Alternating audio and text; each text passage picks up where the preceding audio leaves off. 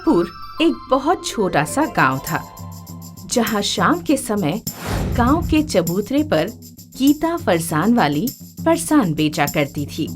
फरसान ले लो, नमकीन ले लो, कुरकुरा गाठिया, नमकीन मूंगफली, जो मन में चाहे वो फरसान ले लो। गीता की आवाज सुन गांव के बच्चे उसके पास इकट्ठे हो जाते थे। मौसी, मुझे 1 रुपए की मूंगफली दे दो और मुझे पापड़ी। गीता सभी बच्चों को फरसान बेचा करती थी। सूरज के ढलने के बाद गांव में बैठक हुआ करती थी और तब गांव के बड़े लोग भी गीता का फरसान ही खाया करते थे। गीता की आमदनी अच्छी हो रही थी। एक दिन की बात है, गीता सामान लेकर आ रही थी और उसने सोचा, क्या हो अगर मैं फरसान का दाम बढ़ा दूं?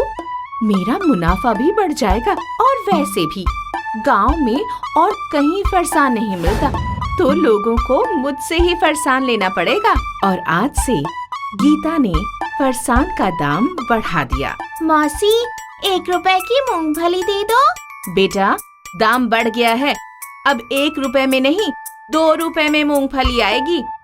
जाओ और माँ से 2 रुपए ले आओ। वो बच्ची वहाँ से चली गई और कुछ देर में 2 रुपए लेकर वापस लौटी। गीता 2 रुपए पाकर बहुत खुश थी और फिर गीता ने सारे फरसान का दाम बढ़ा दिया।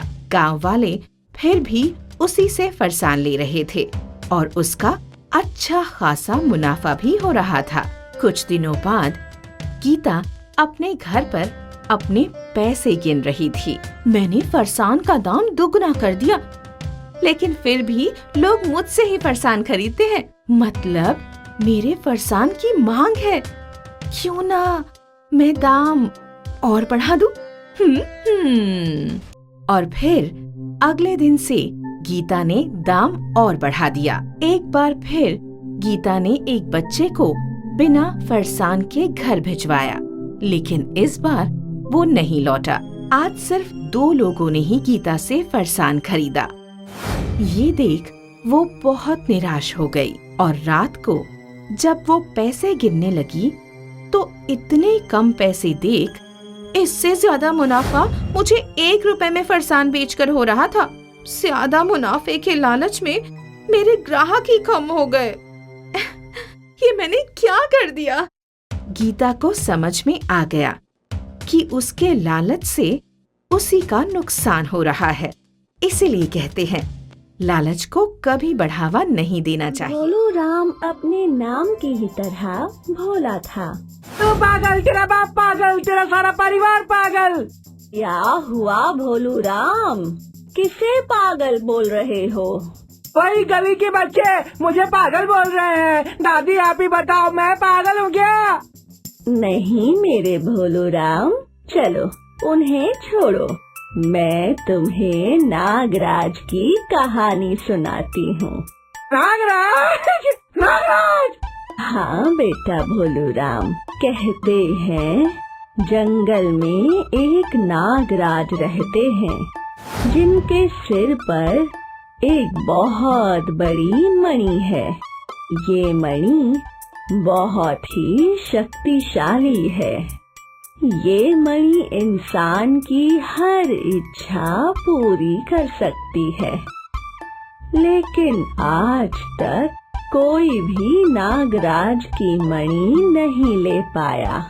तो क्या नागराज की मणि हमें भी बाकी लोगों की तरह समझदार बना सकती है? हाँ हाँ, क्यों नहीं, हम अभी आए। लेकिन बेटा, तुम कहीं मत जाना, वरना तुम्हें ढूंढने के लिए मुझे सारे गांव भर घूमना पड़ेगा। हाँ हाँ दादी, मैं यहीं बैठा हूँ। दादी माँ के जाने के बाद भोलू राम नागराज के बारे में सोचने लगा। मतलब अगर मैं नागराज से मणि ले आऊं, फिर कोई मुझे पागल पागल नहीं बोलेगा। और फिर भोलू राम दबे पांव वहाँ से जंगल की ओर चल पड़ा। जंगल में भोलू राम को एक हिरन दिखा, जिसे देखकर वो बहुत खुश हुआ। फिर भोलू राम को एक खरगोश दिखा।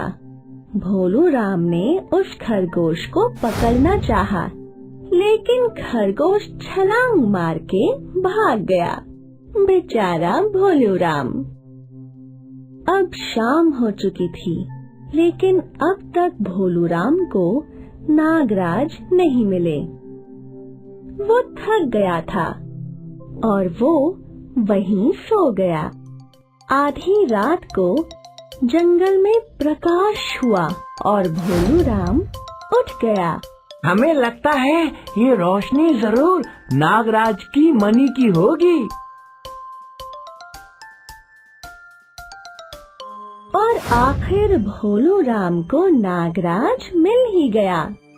अरे वाह, मुझे नागराज मिल गए, मुझे नागराज मिल गए, मुझे नागराज मिल गए। नागराज, मुझे अपनी मणि दे दो। मेरी मणि। हाँ, आपकी मणि जो आपके सर पर है। और वो तुम्हें क्यों चाहिए? हमारी दादी ने हमें बोला है कि अगर आपकी मणि हमें मिल जाएगी तो हम समझदार हो जाएंगे।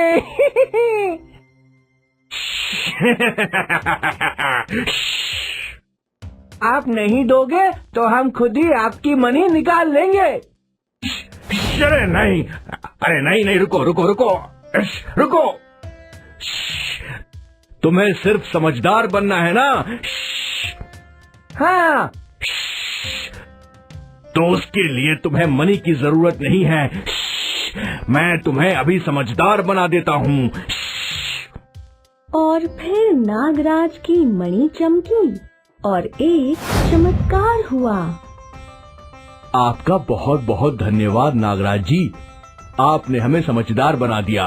हम हमेशा आपके आभारी रहेंगे। खुश रहो, हमेशा खुश रहो। नागराज चले गए और नए भोलू राम के साथ अगला सूर्योदय हुआ। भोलू राम अपने घर पहुंचा। कहाँ चले गए थे तुम?